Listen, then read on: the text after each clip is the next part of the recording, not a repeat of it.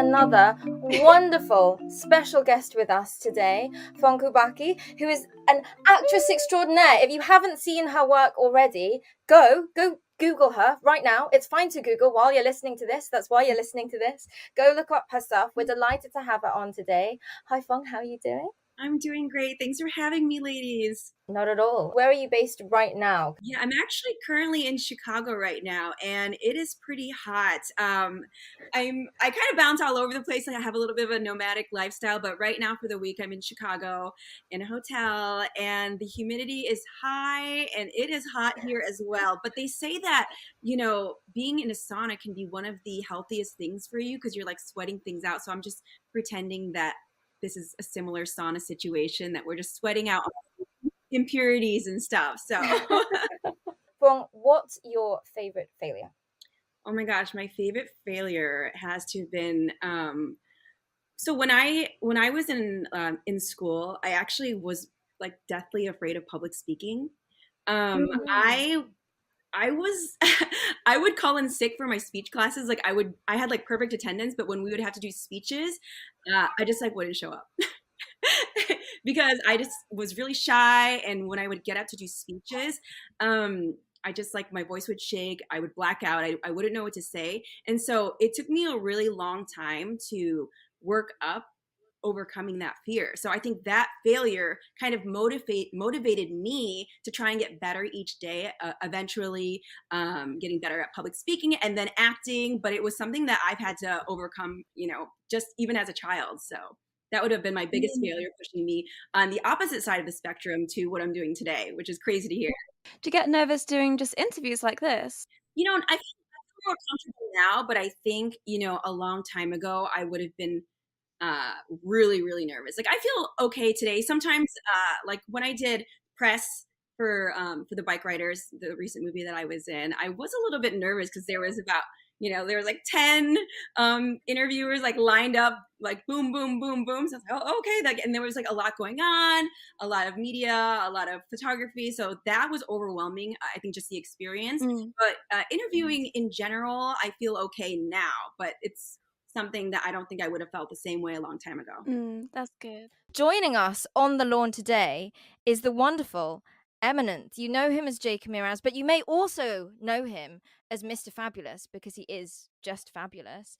Here to tell you more about everything that he's been through, as well as a very exciting project that he has coming up. It's Jay. Hello. Woo! Hello, you guys. How are you? It's such a joy to have you on here at last. And thank you for having me. Not at all. We'll start off with the $1 million question that we always kick off with. What's your favorite failure? What's my favorite failure? Not taking the risks. Ooh, can you break down some of those risks for us? So there isn't really any favorite failures. It's just that for me, if I fear something, then that's something that ultimately leads to a failure because we don't actually convict and we don't actually go ahead and do it. So that's the thing I could probably say is the favorite. It's a difficult one to answer in a way because failure shouldn't really be anybody's favorite. However, it's also something that we learn from and we grow from, isn't it? And without failure, we cannot surmount to being who we are today. I do agree with you. I think regretting something that you did do, you don't need to regret because it's like that was what you chose at the time and you can just move on. But regretting something that you didn't do, that's so much worse, I think, because that could have been an opportunity you missed, or it could have just been you didn't feel confident enough at the time. I think what it is the question. It's quite a thought-provoking question as well because you're putting the word favorite along with the word failure. That we don't associate with favorite a lot, do we? And yes, and people don't associate the word favorite and failure together. So there's an irony in that because your failures, if you don't do anything about it, and you do something about it, becomes a success. Then ultimately it's something that you can rave about saying it's your favorite. It's it's understanding the whole ideology behind what that means. I don't know if I'm making any sense. Complete sense. You are. For some of the audience, they won't know your full story and everything that you've been through to get to this point where you are, you know, getting Pride of Britain, being recognized for so many things. And some of the things that you've dealt with in your life, I think a lot of people would consider failures or things that are quite tough. And for people that don't know your life story, it is such an admirable story. Thank you. I think what it is as well is I think I ultimately I'm quite deep as well, and also complex may come to a lot of people, but complex is because of the experiences that one goes through. It kind of that you adapt so many skills, life lessons, and it kind of equips you to move forward. But then sometimes when people meet you, they ultimately go for like this whole like, oh, he's been through all these experiences and all these situations, and you get judged for it. When a question like that is presented to me, like you said, Amy, the only way people can understand where I'm coming from and the hesitation behind my answer is because of all the experiences that I have gone through.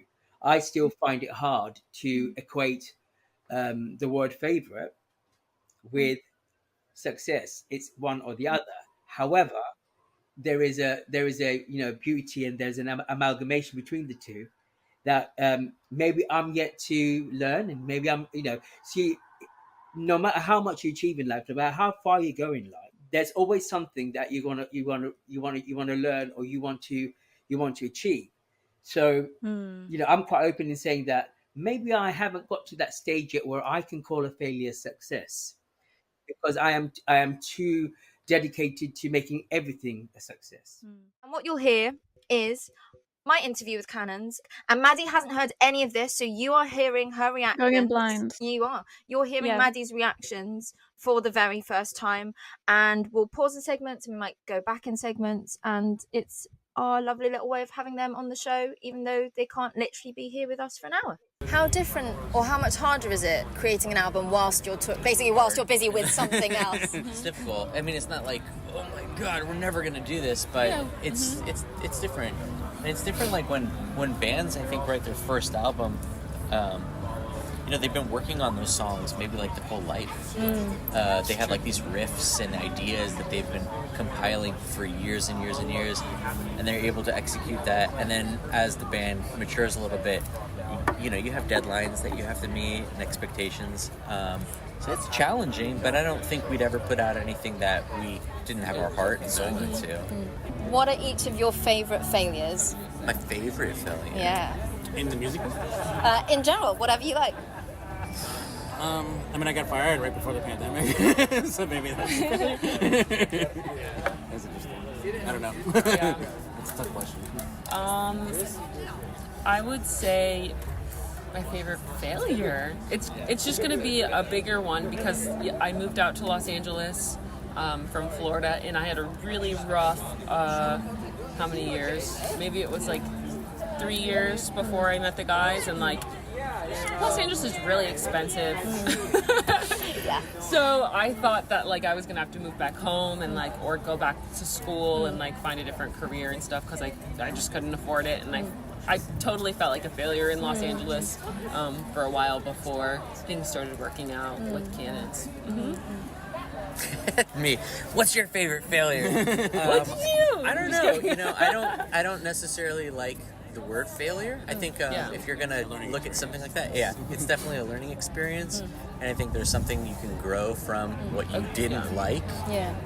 So I don't think anything's been a failure. It's just been like a trial and error kind of situation. Good band though. Yeah, I do feel like out of everything, I know that out of every bad situation, you can make something good out of it. So I agree. I don't believe in it.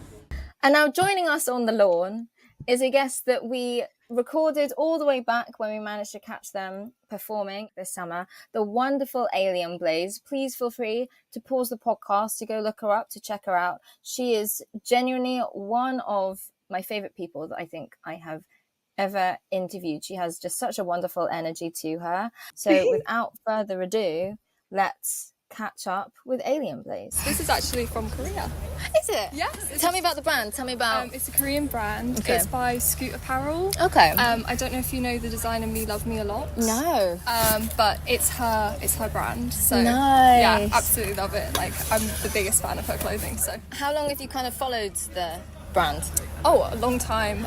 She started releasing her collections quite a few years ago now. Okay. I've had the trousers for like a few years, and then she brought out a matching coat, and Nice. I was like, I've got to have it, please. Do you have a favourite failure of yours? I wouldn't say I have a favourite failure. I think the thing is with being in the music industry, as you've already touched on, is it's possible to fail at any given moment. Yeah. And, you know, I think what I would say is it's very, very important to take note of all your failures and say, okay, well, every single person who has gone on to succeed on a massive scale, they had 100 failures to their one success. And you have to look at your failures, you have to embrace them and say, okay, well, I learned from that. I'm moving forwards now.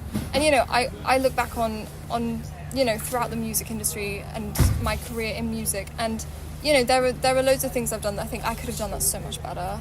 I could have done this, I could have done that. But I think it's important to have these failures so that you can say, you know, I gotta learn from that. I gotta take from it what I can, and I gotta, you know, move forwards now, not look back. We have a wonderful main segment today with a wonderful guest. It's Alec Benjamin, the fantastic music artist. As we always say during these segments, if you need a moment to pause to just check him out, look up his Instagram, go on Spotify or Apple Music or Tidal or whatever you use just to see who he is, go do that. He's fantastic.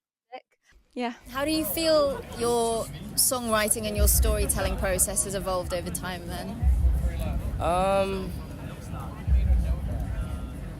I think the things I write about have actually stayed pretty similar. I look back through my catalog and I find a lot of similarities. But how it's evolved, I mean, my process has evolved in that, like, you know, I try to be more regimented in how I write songs as opposed to just writing like when I feel inspired, because, you know, when you're doing it for a job, you know, it's like if someone is working for a company, they can't just not go into work because they don't feel inspired, you know, like, and I've tried lately to not give myself that option. Like when I made this album, like I didn't want to make it, but I knew I had to make it because there was stuff that I had to say, and it didn't matter how I was feeling, I needed to go to the studio. So I didn't used to be so good at that, and I'm not good at it all the time, but I've gotten better. Do you have a favourite failure? My favorite failure? Yeah, I got dropped from my label when I was like 19. That was a pretty big fail. I've asked girls out on dates and they've said no, and I'm not sure what hurts worse, getting dropped from my label or getting turned down by someone that you like. But I've failed, and I feel like this interview is like a success. So that's good at least. You know, I don't know. I don't have a favorite failure. But that's a great song title, so I might take that. Maybe, no. Yeah. Please.